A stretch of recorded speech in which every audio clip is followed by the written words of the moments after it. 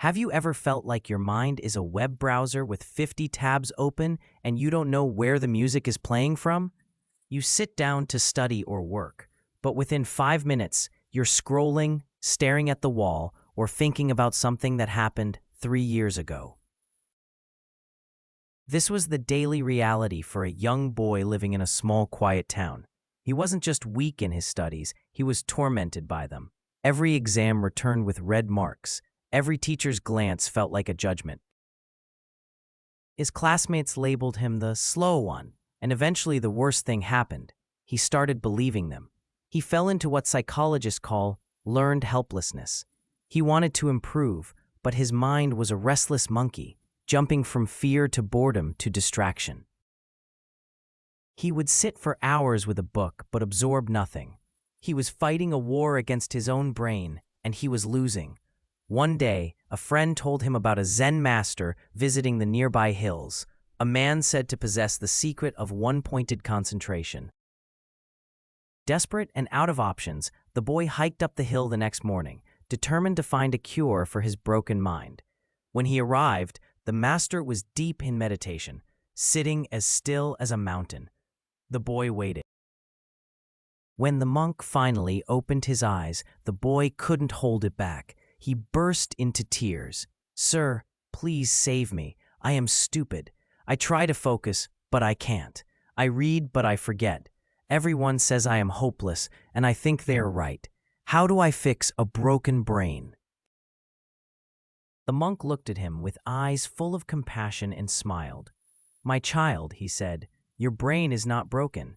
It is simply untrained. You are trying to run a marathon without ever learning how to walk. You are fighting against your own biology. I will teach you the 6 laws of high performance. These are not just study tips. They are the manual for your mind. If you follow them, you will not just catch up to your peers, you will surpass them, but you must listen with your full being." The boy wiped his tears and nodded, and the monk began. "The first law," the monk said, "is the identity shift. Right now, you are suffering from a self-fulfilling prophecy. You tell yourself, 'I am a bad student.' So, when you sit down to study, your subconscious mind says, 'Wait, we are bad at this, why try?' And it triggers boredom to make you stop. You are sabotaging yourself to stay consistent with your identity. You must stop judging yourself by the opinions of others. The mind is a suggestion engine. If you feed it thoughts of failure, it will show you failure.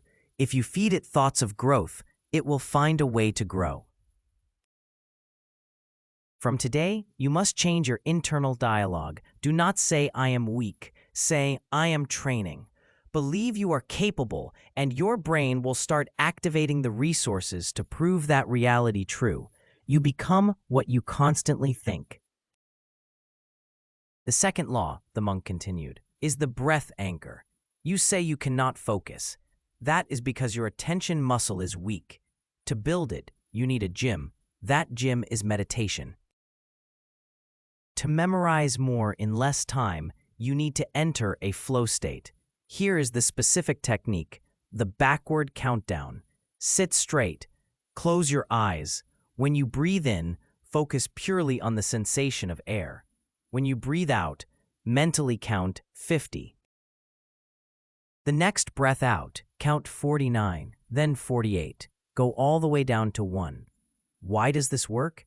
Because your mind cannot chatter about the past or future while it is busy counting. It occupies the verbal center of your brain. If you get distracted and lose count, do not get angry. Just start again at 50. Every time you bring your focus back to the breath, it is like doing a bicep curl for your brain. Do this for 10 minutes a day, and your ability to glue your eyes to a textbook will skyrocket. The third law is rhythm over willpower. Most students fail because they rely on feeling like it. They wait for motivation, but motivation is a feeling, and feelings change. You need discipline. You must leverage Pavlovian conditioning. You need a strict schedule, sleep at the same time, eat at the same time, and most importantly, study at the exact same time every day. If you study every day at 4 p.m., for the first few days, it will be hard. But after 2 weeks, your biology will adapt. At 3:55 p.m., your brain will automatically shift into focus mode because it knows what is coming. You remove decision fatigue. You don't waste energy deciding when to study. You just do it. A disciplined life is not a prison. It is the only path to freedom. The fourth law, said the monk, is aggressive presence. Learning does not begin at home. It begins in the classroom. If you are physically present but mentally absent in class, you are wasting 6 hours of your day. That is a tragedy. Be alert. Listen to the teacher not just to hear but to understand. If you focus 100% in the classroom, you have already done 80% of the work. When you go home, you are not learning from scratch. You are simply revising. This cuts your study time in half. Never leave the class with a doubt in your mind. Ask. Be curious. The student who asks questions is the student who leads. Finally, the monk said, we must look at your body and your environment. Law number 5. Optimize your biology. You cannot drive a race car on junk fuel. If you eat a heavy meal before studying, your blood goes to your stomach for digestion, leaving your brain with nothing. This causes brain fog. Eat light. Fuel your brain with soaked almonds, walnuts, and pumpkin seeds. Use herbs like brahmi or ashwagandha to calm your stress. And you must move.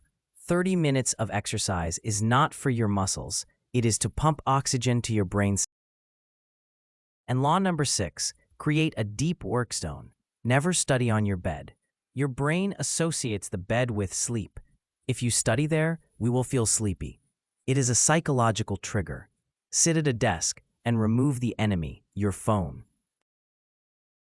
Put it in another room. Minimize distractions to 0. And when you study, do not just read, write.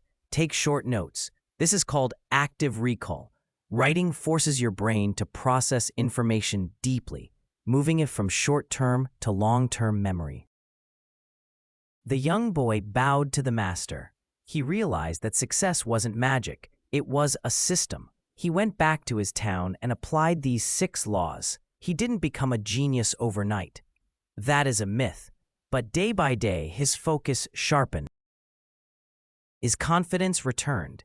And eventually, the boy who was once mocked became the top scholar of his town. Friends, if you are struggling, remember, you are not unworthy. You just need a better system. Apply these 6 tips starting today. If this video helped you, hit that like button and subscribe for more wisdom. Start your journey now. I'll see you in the next one. Thank you for watching my video.